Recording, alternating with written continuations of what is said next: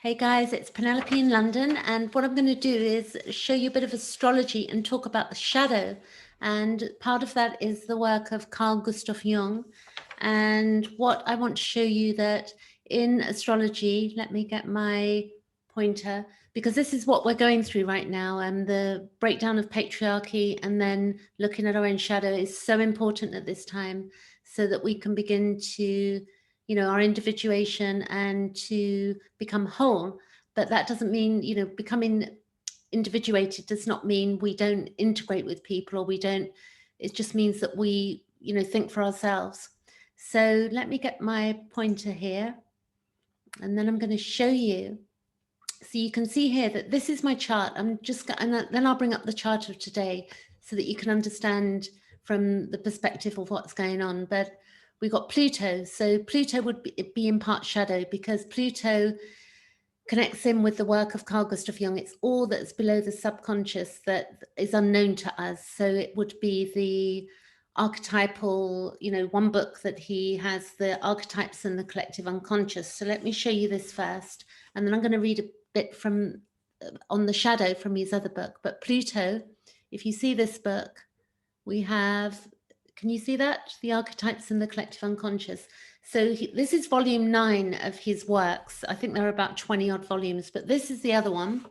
Can you see here? This is Eon, and it's the phenomenology of the self. And this is a beautiful book. I mean, you can read them in any order, because it doesn't matter on volume 9 whether you read this one first or the archetypes. It really doesn't matter. It just, they just need both to be read, in my opinion.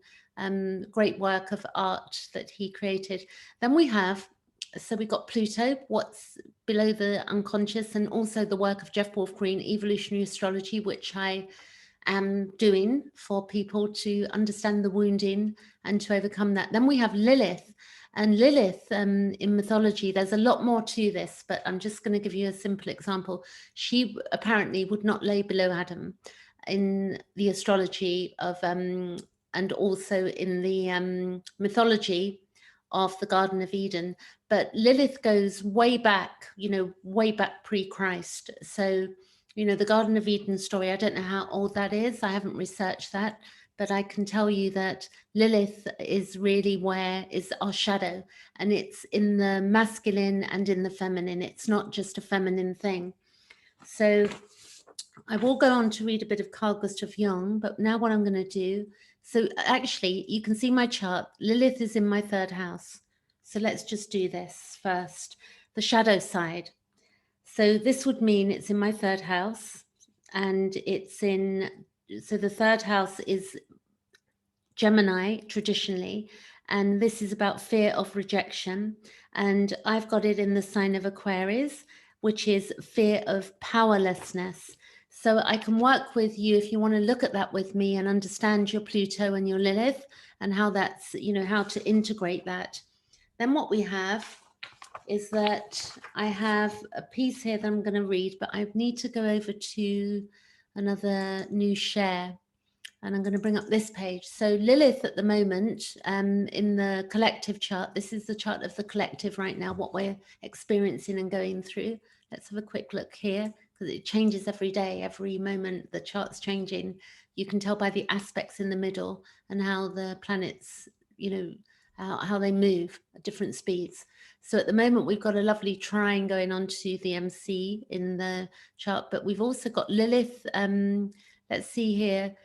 Lilith is opposing Venus at the moment, and also it's going to be hitting, it's also Uranus is opposing, but they're linking in really strongly over the coming few weeks.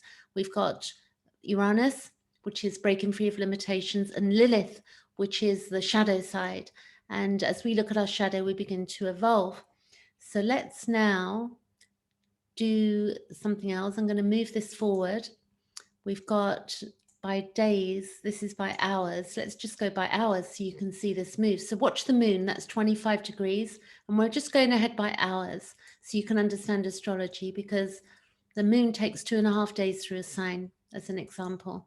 So you can see 26 degrees, 27, the moon is moving. And the moon will be in 0 degrees of Aries in, let's see here, the time and the date, at on the 24th of November at 10:14 a.m. So if we kept moving it forward and we go 12 hours, let's say, or tomorrow night, let's say midnight in New York time, and then the moon will be 7 degrees of Aries, and it will be conjuncting, coming up to conjuncting Chiron and then Mars. So all of these things, as they change, they affect, it's our feeling place. This is what astrology is.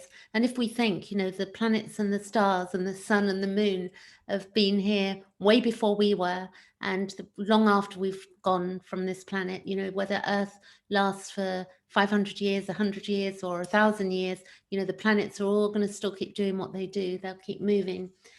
So now I'm going to read to you from the book of Carl Gustav Jung, and I'm going to find my page, and then hopefully we can, let me try to do something here.